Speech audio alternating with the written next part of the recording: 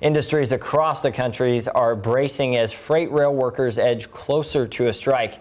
The deadline on Friday morning is at 12:01. Amtrak has already suspended services. Yeah, and an SIUC associate professor says if that strike does happen, Amtrak disruptions will be the tip of the iceberg. News 3's Rachel Gartner has more. Kind of the canary in the coal mine is the Amtrak having to cancel longer trips because they don't know if they'll be able to get back.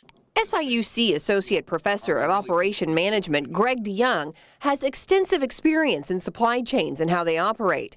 He says if the strike does happen, transportation will be problematic, but not the priority. The biggest problem is the freight shipments, which includes everything from raw materials to finished goods to personal packages to cars. DeYoung says that includes the shipment of grain during a very untimely season. All the rail is shut down.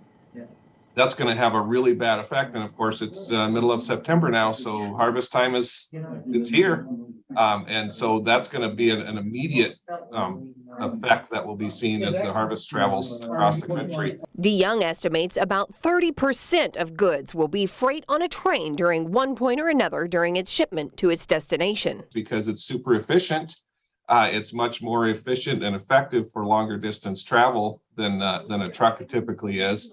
And so it's a big part of the supply chain. So DeYoung says in the grand scheme of things, the railway plays an integral role in our overall economy. So there's definitely a potential to disrupt, everything from A to Z when we actually look at what travels on rail and at least for part of its journey. In Carterville, Rachel Gartner, News 3.